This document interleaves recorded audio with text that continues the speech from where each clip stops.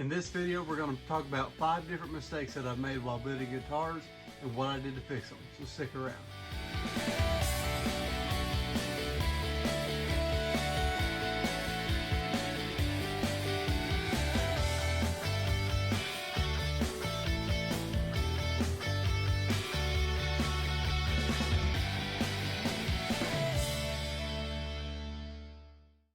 What's up? Thank you so much for clicking this video. Thanks for taking a look at it.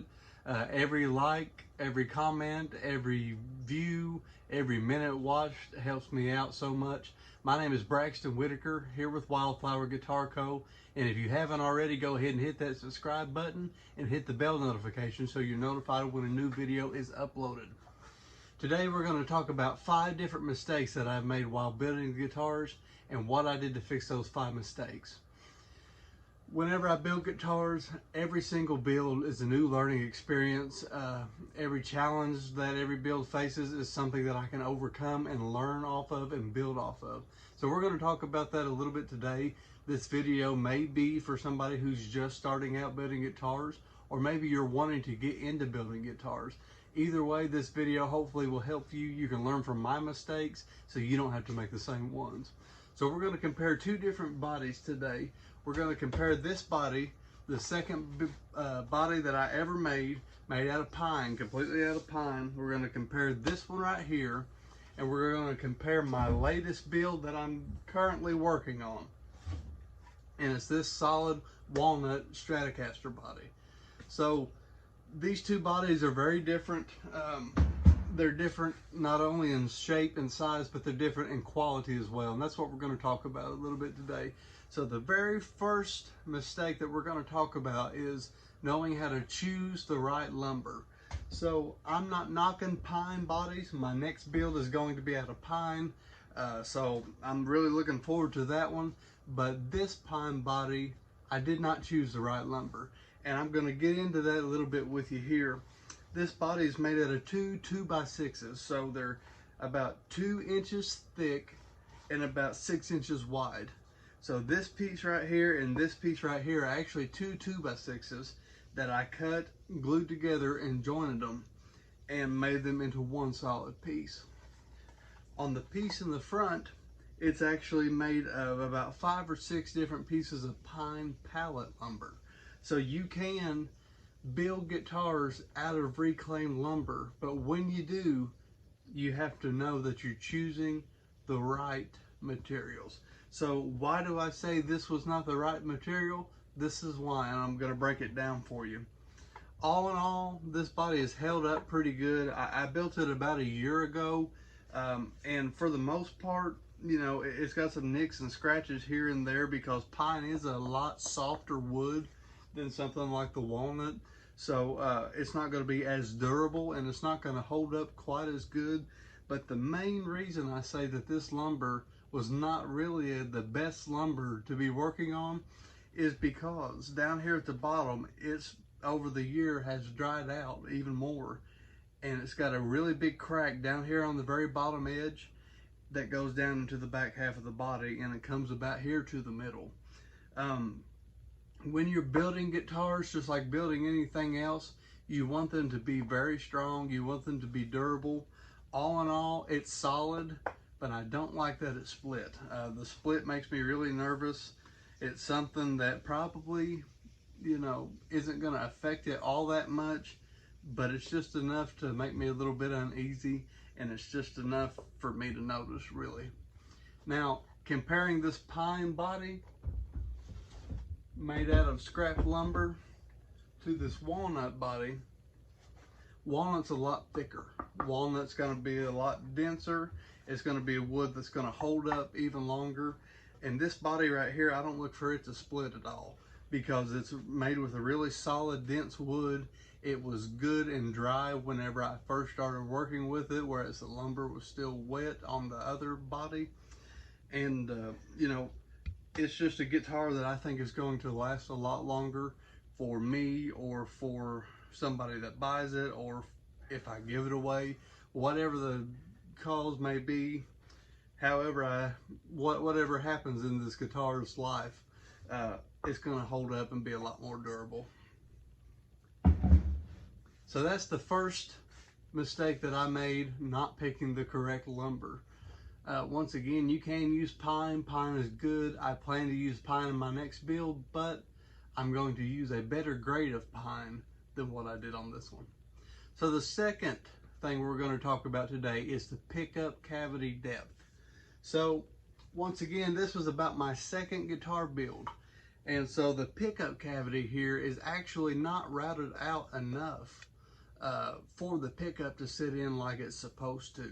So on my second build, I was just learning like I am every build, but I didn't really know how to use the router very well. And to be honest with you, it made me kind of nervous that the way that bit spun. I was just afraid if I lost it, I could either hurt the guitar body or, more importantly, hurt myself. And that's not something I wanted to do because I wasn't really familiar with it. So whenever I did make this cavity here, I routed it out just a little bit, and I actually took a chisel and tried to do most of this work with chisel just to make me a little bit more comfortable. But because I was using chisel, I didn't go down far enough. I didn't go down quite as much as I needed to, and it didn't pay off. It's not something that paid off for me. The screws in the humbucker pickup that I put in this guitar made the pickup set up way too high. So I wound up taking a drill bit and drilling in on these corners here in the middle. So the guitar didn't have too high of action, and so it would actually sit down flush like it was supposed to, or close to flush. So that pickup cavity just caused me nothing but problems. I mean, I had a lot of problems with trying to get everything to sit right and correctly. And so the second mistake I'm talking about is pickup cavity depth. You want to make sure that that pickup cavity is deep enough for your pickup to sit down in, and for it to be able to be adjusted up or down however you need it. Now on this other guitar, the walnut guitar that I'm working on right now, this one, as I hope you can see, has a lot more depth to it than what the first one does. This one's probably double the depth of what the original guitar over here was. And so that depth is going to allow me to set these pickups down where they need to be, adjust it up or adjust it down, and do whatever I need to do to make this guitar the best player it can be and to make it live up to its full potential. The next mistake that I've made that I want to share with you today is don't be lazy. So personally, I get really impatient really quickly. And whenever I'm working on a guitar build, I want to hurry up and get it done so I can enjoy it, so I can show it to my friends, my family, so I can post it to social media so you guys can see it. And it's really easy for me to be lazy and cut corners where I think I can whenever I'm doing guitar builds. Now that's not something I try to do anymore, but a year ago whenever I first started this process, yeah, I got a little bit of lazy. Sometimes, or back then at least, I thought quantity may be a little bit better than quality. And so one thing that you can probably see here in this control cavity, whenever I routed it out, once again, I was a little bit nervous with the router, and it made me kind of scared. I didn't really want to use the router unless I absolutely had to.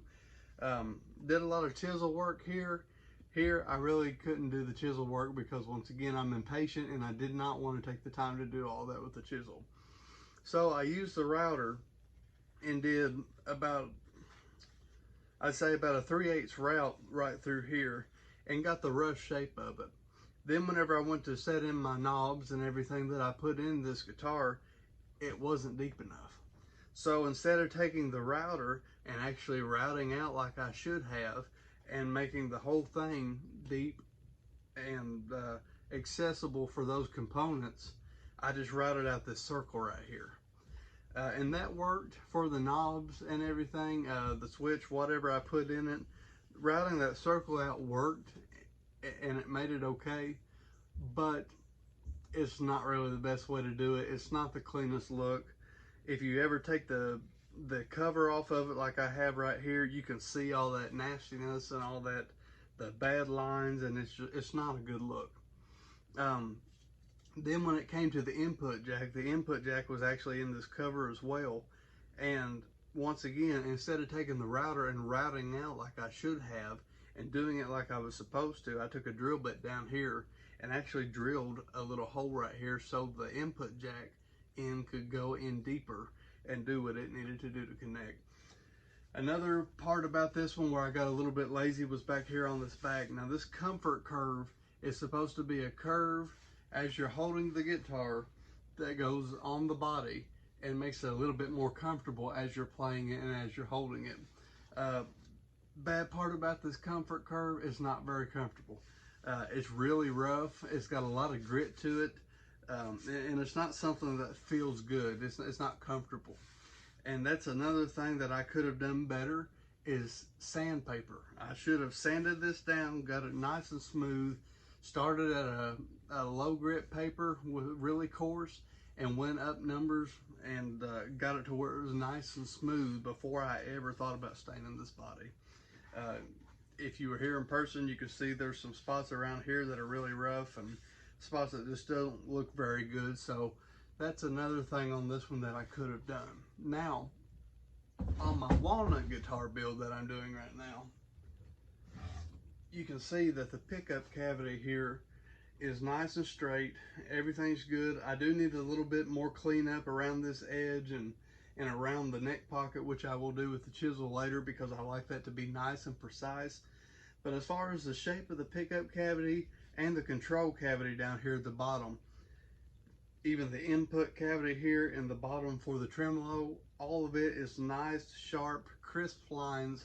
It looks a whole lot better, and it's going to serve its purpose a lot better than what that other one would do. So number 3, don't be lazy. The fourth thing we're going to talk about is templates are your friend. Whenever I did the body over here, I didn't have any templates because that's a body style and a body type that I came up with on my own. That's one that I use. I'm an acoustic player, a bluegrass player, so I wanted to have something that actually was kind of the shape of an acoustic more. And I also, whenever I'm playing, I like to be able to get all the way down the neck to the very last fret.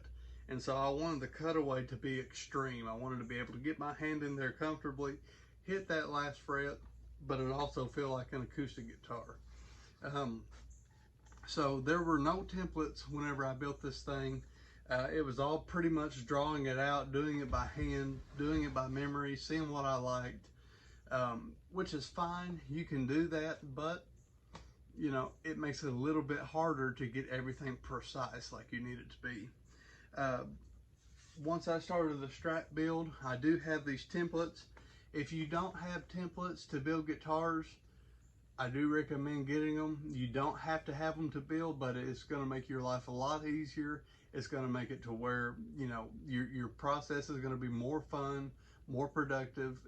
It's going to help you out. In the description below, there's going to be a link to some templates that you can get. I'm not sponsored by them. I think it would just make your life easier. So that link is going to be down below. One good thing about the templates though, is if you do use a template, it's going to make your bodies and your builds more consistent with one another. So if we look at the shape of this template and put it on the body, it's going to line up perfectly. So I got this to where it will line up perfect. If I ever want to build another Stratocaster, all I've got to do is pull this template back out. I can make it the exact same shape, the exact same size. I can do everything I need to do to keep it consistent. That way my builds are looking better and better all the time. If they're off a little bit, if your builds are off and inconsistent, it kind of makes your work look inconsistent. And so all the time and effort you put into your build, you want it to look good, you want it to look consistent. Another really good part about a template is it makes the cavities here that you route in the body and even the tremolo parts, the input jack, all that, it makes it all a lot easier for you to do. Now I talked about this one, how I didn't use a template or anything. I was just kind of winging it, doing it by hand. and it's not clean, it's not crisp, it doesn't look the best, and it does not serve the purpose I need it to serve. But once you use that template, it makes it to where these cavities for the input jacks right here, the cavity for the controls, where the part of the bridge goes, the neck pocket, it makes it all a lot more consistent. It guarantees that everything's lined up straight like it's supposed to be. You're not going to have any surprises when you go to assemble your instrument, and it just makes your product altogether that much better. So if you don't have templates, definitely recommend picking up some templates. And the very last thing we're going to talk about is choosing your design. So if you're building guitars for you alone, you're going to keep your guitars. That's awesome. You can do it. But if you decide to sell your guitars, one thing that I have found, people like what they know. Not to say somebody won't like a guitar design that you come up with, but until you get your name out there, until you get your product out there and become really consistent with what you're doing, it's going to take a while for your designs to take off. This one right here, I have one of these that I built out of walnut, and it's the same wood, come from the same tree, except it's this body style and this body shape. I have tried to sell that before on my Facebook, you know, just put some feelers out there just to see what people thought about the design, see if I got any hits, you know, just kind of get some free feedback. And I've noticed that, you know, even though it's something I worked really hard on and put a lot of effort into, you know, nobody knows the design really. It kind of catches people's eye because there's not another one just like it. But, you know, it's not something that somebody gravitates toward because they're not really familiar with it. However, in one way or another, one way, shape, or form, just about all of us, I'm sure, has either heard of, seen, or played a Stratocaster. And so this body is immediately recognizable. This body is immediately something somebody's going to look at and say, hey, I've seen one of those before. And in this particular case, I think in the 80s they made some, and if I'm wrong, correct me down in the comments, it may be a different era, but back in the day they made some walnut Stratocasters.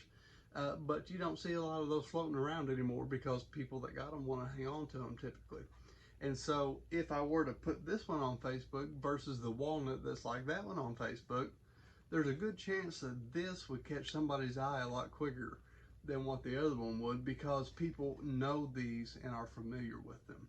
So that's mistake number 5. If you're going to be building instruments to try to sell, then I suggest really taking the time to choose your correct design. If you have any questions or recommendations, I'd love to hear them in the box down below. Remember, there's a new video uploaded every Wednesday, so keep an eye out for that. Until then, this is Braxton Whitaker with Wildflower Guitar Co. Thanks for watching.